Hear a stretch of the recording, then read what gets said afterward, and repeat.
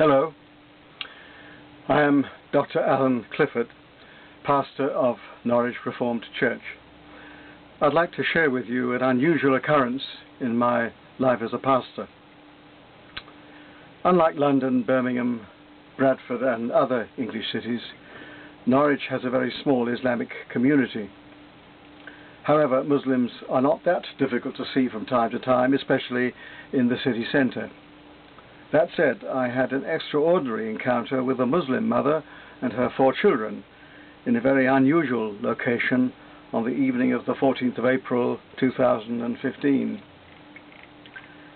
Having made a pastoral visit in the city in the late afternoon, I had an elders meeting at 7:45. This involved a longish walk from Northumberland Street, made easier by a shortcut through the large Earlham Cemetery. Normally closed at 6 p.m, one small entrance was padlocked. However, I noticed the Dereham Road main gate was still open. Having seen a jogger on the inside cemetery path and the evening being fine, I thought there would be no difficulty in making my way to the Earlham Road exit on the other side, about half a mile away. As I approached the crematorium in the centre of the cemetery, discomfort in my right foot suggested a welcome rest on a seat beside the main access drive.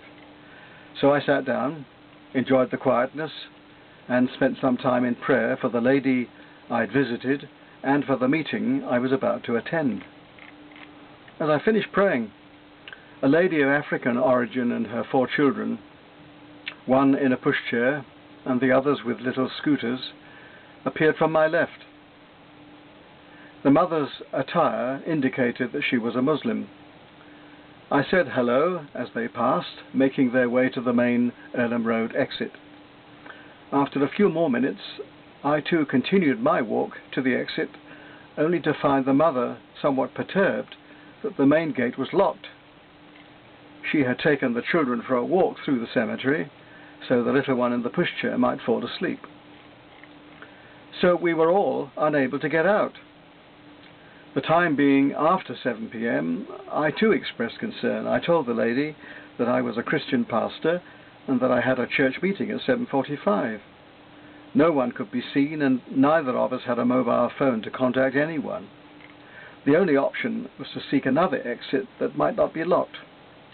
So I suggested we made our way around the perimeter path, hoping at least that the entrance I had used might still be open. As we walked hastily, I asked the children's names and how long the family had been in Norwich. The answer was 6 years since they left Nigeria. What a bizarre situation this was. A Muslim family, locked in this large city cemetery with a Christian pastor. I then embraced the opportunity to speak to the mother about Christ. Hoping she might be happy to hear this, and not knowing how committed she was to her Islamic religion, I started with my personal testimony. I told her that, as a teenager, I had trusted in Jesus, my Saviour, who died for my sins on the cross. I was disappointed.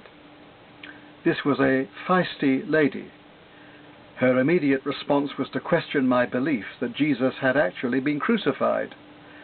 Her sharpening tone told me that she was a thoroughly convinced Muslim who had no sympathy with traditional Christian beliefs. With no way of escape, we were now locked in debate, literally and metaphorically. I continued to affirm my faith in the truth of the Bible, about the life, death and resurrection of Jesus, that he was the Son of God and the only Saviour of the world. The more I testified, the more she contradicted me. With increasing hostility of tone, the lady said that Allah does not have a son. But God does, I insisted, and you reject him because you think we speak biologically instead of metaphorically. Appealing to the Quran, the mother said that they do accept Jesus. We call him Isa. Yes, I know. I have studied Islam, I replied. I then said, the Quran is false in what it says about Jesus, and that it blasphemes him by claiming he was only a prophet and inferior to Muhammad. I added that while the Quran affirms his virgin birth, it fails to see the significance of this, that he is God-made man. Evidently, this lady had never heard her faith questioned. She was disturbed that I wasn't the type of Christian who looked for common ground and played down differences. She burst out with, "I never thought I would hear such things." Clearly, she knew her stuff about Islam, but she realized I knew my stuff about her stuff. When I asked her why her religion was one of hatred and death, she challenged me. "Where is that in the Quran?" "The death of infidels by beheading is taught in Surah 8 verse 12, I said. "Not now," she argued. "Tell that to IS, I replied. "And you promote religion by violence." I added. "We only fight back when we are attacked," she insisted. "But how different is Christianity? A religion of love, not hate," I said.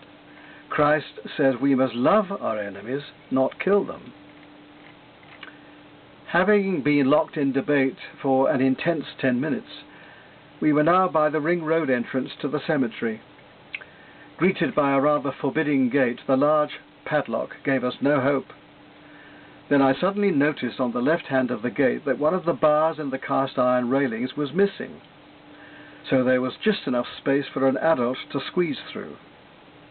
I realized that in his gracious providence, God had provided a way of escape, and an opportunity for me to help this imprisoned family.